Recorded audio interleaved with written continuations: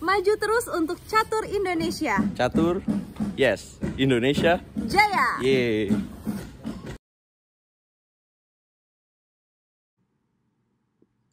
Halo sobat pencinta catur, welcome back to channel Leral Chess.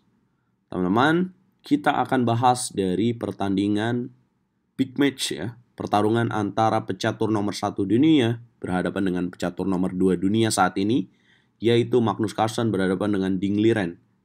Ya, dari turnamen Meltwater Champion Chess Tour 2022 Series Chessable Master. Di mana di partai semifinal lainnya sudah dipastikan bahwa Praggnanandhaa, the phenomenal from India, sudah memastikan langkahnya ke final, mengalahkan Anish Giri. Nah, tinggal menunggu penantangnya antara Magnus Carlsen atau Ding Liren. Dan ternyata secara mengejutkan, Ding mampu mengalahkan juara dunia Magnus Carlsen dengan skor yang sangat tipis dari 4 partai, 3 remis dan 1 menang. Nah, saya ingin tunjukkan bagaimana Ding bisa mengalahkan Magnus Carlsen di partai semifinal ini, guys. Langsung saja kita bahas. Ding pegang buah putih, Magnus pegang buah hitam. Ding memulai dengan D4 dan dijawab Magnus D5. Ding C4, Magnus C6. Ding kuda F3, Magnus kuda F6. Ding E3 dan Magnus gajah G4. Pembukaan apakah ini? Ya, ini merupakan Slav defense variasi modern quiet atau pin defense. Dengan ciri khas gajah ke petak G4, guys. Ya. Ada juga Slav yang menumpuk dengan E6, teman-teman. Nah, Ding melanjutkan dengan H3, langsung taktis. Kemudian Magnus gajah pukul kuda, putih menteri makan gajah. Sepasang gajah langsung dimiliki oleh Ding. Baru 6 langkah, kemudian Magnus N6. Ya, kemudian Ding jalan kuda C3, Magnus kuda B D7. Ding gajah D3, Magnus gajah B4. Ya, putih rokade pendek. Kemudian hitam rokade pendek. Putih benteng D1. Kemudian hitam benteng E8. Kemudian putih menteri E2. Kemudian hitam menteri E7. Dan putih gajah D2. Nah, ini masih teoritis ya, teman-teman. Karena belum ada langkah yang benar-benar membuat kita kaget di sini. Semuanya masih teori. Dan melanjutkan ini Magnus jalan A6. Apakah tujuan dari A6 ini? Ya, tujuannya bisa dengan ide B5 dan bisa juga setup memberikan ruang gajah A5 dan gajah C7 jika langkah C5 dimainkan. Kemudian Ding melanjutkan dengan gajah E1. Nah, Ding juga pemain yang sangat kreatif dan sepatutnya kita mempelajari langkah-langkah dari dua Grandmaster ini. Hitam melanjutkan dengan benteng A D8. Ding melanjutkan dengan benteng A C1. Magnus gajah D6. Kemudian putih C5. Ya, mengapa tidak memilih variasi tukar? Ya, jika memilih variasi tukar, maka ini akan menguntungkan bagi Magnus Carlsen. Mengapa? Karena dia akan makan dengan pion E. Dan bagaimanakah putih menyerang dengan seperti ini, guys? Karena dari sayap menterinya, praktis ini sangat kuat sekali. Dan ini membuka ruang bagi Magnus untuk setup kuda F8 dan kuda G6. Kemudian setup gajah B8 dan menteri C7. Seperti ini, guys.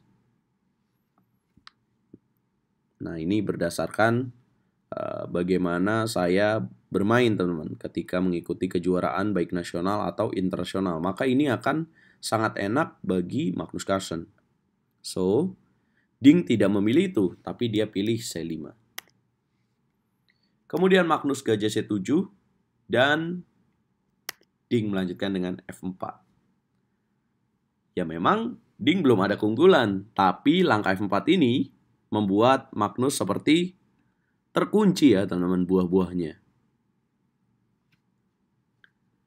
Melanjutkan ini, Magnus jalan gajah A5.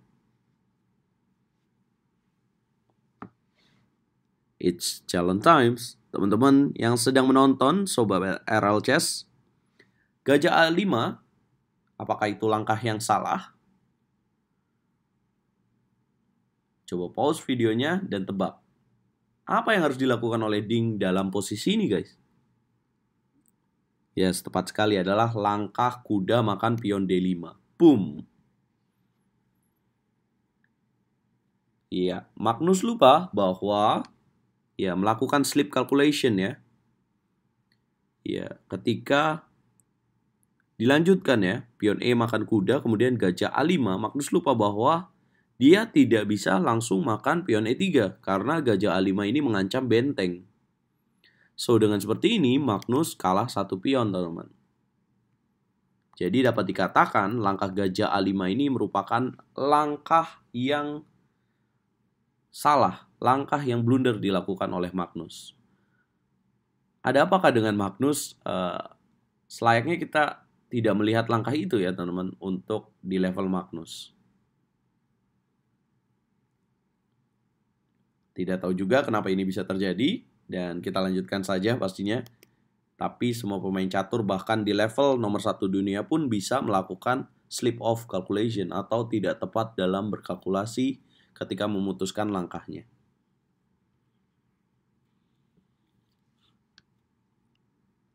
Kemudian hitam jawab pion E makan kuda dan putih gajah A5 dan hitam benteng C8. Putih melanjutkan dengan benteng C3. Apakah Ding memberikan pion E3? Tidak. Jika hitam pilih menteri makan pion E3, maka putih akan menjawab menteri makan menteri, benteng makan menteri, dan ada tipuan dengan gajah makan pion H7 skak. Benteng di petak E3 akan lenyap, guys. Ya. Kemudian, dalam partainya, Magnus melanjutkan dengan kuda F8, sepasang kuda lawan sepasang gajah. Dan Ding benteng B3. Ya, mengincar titik lemah pion di petak B7. Magnus jalan kuda E6, Ding menghindari kuda makan pion D4 dengan menteri F3. Kemudian hitam menteri D7 dan putih gajah E1. Hitam kuda D8, kemudian putih benteng B6. Ya, sangat terkunci boboh dari Magnus. Hitam kuda E4, putih gajah C2. Hitam F5, ya Magnus coba memberikan permainan tertutup ya karena udah kalah satu pion. Dan dia ingin mematikan sepasang gajah dari Ding Liren. Ding jalan benteng D3, hitam kuda F7. Ding benteng DB3, incar pion B7. Hitam jawab benteng C7. Putih raja F1, hitam menteri C8, putih raja E2. Perhatikan pergerakan raja dari Ding Liren, teman-teman. Hitam kuda H8, Ding raja D1. Hitam kuda G6, Ding raja C1. Hitam kuda F8, Ding gajah A5. Hitam benteng F7, Ding raja B1. Ya, perhatikan raja bergerak dari mana? Ya dari petak G1 sampai seperti ini. Ini berarti apa? Ya ini berarti bahwa hitam memang tidak bisa melakukan apapun ya teman-teman. Dan apa tujuan dari Ding memindahkan rajanya dari petak G1 ke petak B1? Ya, ini berarti bahwa Ding ingin coba bongkar dari sisi sini, teman-teman.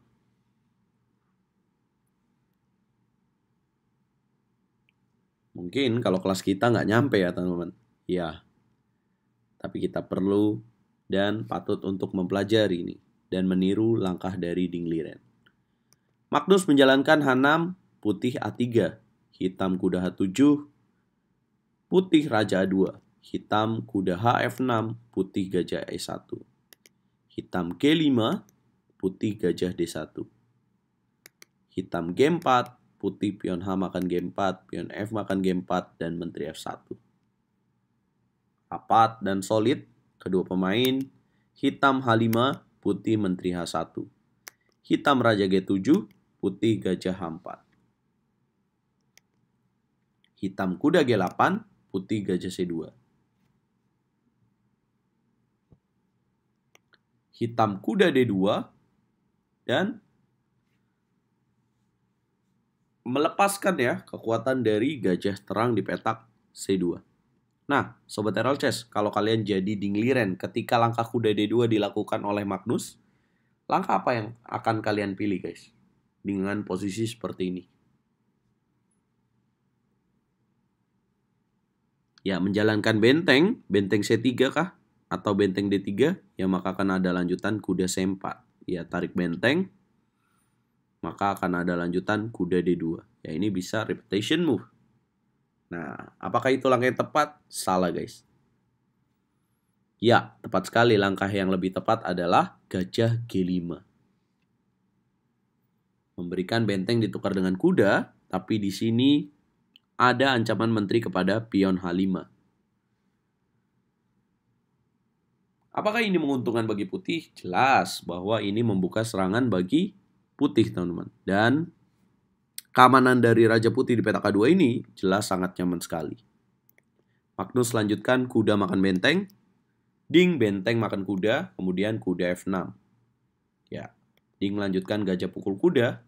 Benteng makan gajah, kemudian menteri H5. Ya, ada tujuan menteri ke petak H7 dan bisa juga menteri G5. Hitam jawab benteng H8. Menteri E5, Raja F7, dan E4. Kemudian pion D makan E4, gajah E4, dan benteng E8. Tenang, masih ada skak menteri H5. Kemudian Raja E7 dan D5. Nah, kali ini Magnus yang coba memindahkan rajanya untuk mengungsi ke tempat yang lebih aman. Dan Raja D8 dilakukan oleh Magnus. Ding jalan menteri G5.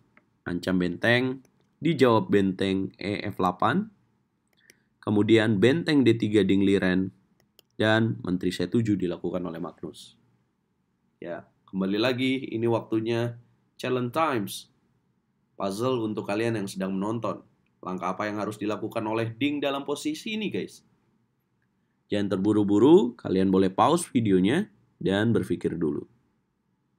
Ya, kalau udah kalian yakin, ya tepat sekali ya jika kalian memilih pion D makan C6. Nah, masalahnya kalau pemain catur dunia itu mikirnya nggak cuma selangkah doang guys, tapi dia udah tahu nih lanjutannya. Raja C8 dimainkan oleh Magnus. Jika dia memilih raja ke petak E8, jelas ini akan kalah dengan pion C makan B7. Dan ini akan jadi pion yang mengganggu. Jika benteng F4, maka akan ada jadi menteri. Kemudian kalau dimakan, akan ada gajah C6. Kalau raja F7, akan ada benteng D7. Dan jika raja E6 akan ada benteng E7 skakmat. Ya, maka raja C8 harus dilakukan dan Ding menteri G4 skak. Raja ke petak B8 dan benteng D7. Boom. Ya, hitam, benteng makan pion F4. Bagaimana jika menteri makan pion F4? Ya, apa jawaban Ding liren? Ya, Ding akan benteng makan pion B7. Ya, raja harus ke A8. Dan akan ada buangan benteng A7. Ya, jika dimakan akan ada menteri D7, raja B8, dan checkmate. Jika dia menolak dengan raja B8, maka akan ada C7. Jika dimakan, maka akan ada menteri D7. Jika benteng F7, maka akan ada C8 menteri, kemudian dimakan, makan kembali, dan akan checkmate. Ngeri bukan? Iya, teman-teman.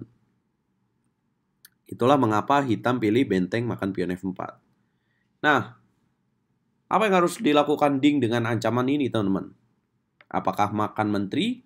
Ya, bukan ya. Tapi dengan pilihan terakhir, langkah kunci kemenangannya di langkah ke-56 yaitu menteri G7. Boom. Semuanya di baris ke-7 dan menteri G7 ini menambah kekuatan ancaman benteng makan pion B7. Ya, jika benteng cover dengan benteng F4 ke F7 ya maka akan kalah satu perwira ya, bersih teman-teman. I think it lost for Magnus Carlsen. Ya, dan akhirnya Magnus menyerah dan Ding melaju ke babak final teman-teman dan akan menantang Pragnananda nanti malam. Ya, bagaimana jika menteri ke petak A5 bang atau ke C8 deh? Ya, maka akan ada benteng B7, raja ke petak A8 dan akan ada gajah D5.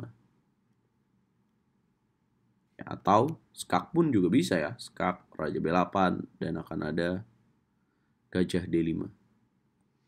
Ya, I think it lost ya. Kalau dilanjutin mungkin dengan benteng ancam gajah. Akan ada benteng kemudian sini dan akan ada benteng C7. Kalau misalkan dia kabur menteri D8 akan ada benteng sini. Artinya benteng C7 itu membuat menterinya kabur dulu teman-teman. Kemudian apabila Raja B8 akan dorong C7. Ya, tahu checkmate langsung lah menteri B7. Bagaimana menurut kalian partai ini teman-teman? Yang pasti ini epic sekali ya. Tapi yang saya tandai adalah mengapa Magnus memilih gajah A5 ya. Saya tidak mengerti apa yang terjadi dengan Magnus Carlsen ya dengan pilihan gajah A5 ini. Ya, saya rasa ini bukan Magnus yang kita kenal ya dengan pilihan gajah A5 dan dia tidak melihat kuda D5 ini sangat jarang terjadi teman-teman. Ya kenapa? Karena saya respect banget sama Magnus Carlsen. Dan inilah yang terjadi akhirnya teman-teman. Nah ini semakin membuka ya. Kalau saya sih dukung Ding Liren untuk menjadi penantang Magnus di turnamen perebutan gelar juara dunia nanti. Tapi Ding harus menjadi juara dulu nih di turnamen kandidat. Kalau menurut kalian gimana teman-teman? Dan menurut kalian siapa yang akan memenangkan Champion Chess Tour Chessable Master ini? Apakah Ding akan mengalahkan Praggnanandhaa yang sedang on fire juga nih? Atau Prag akan mengejutkan Ding Liren? Coba komen. Dan jangan lupa like, share, and subrek. Dukung terus Pecatran Indonesia. Dukung terus RL Chess. Catur Yes Indonesia. Jaya bosku.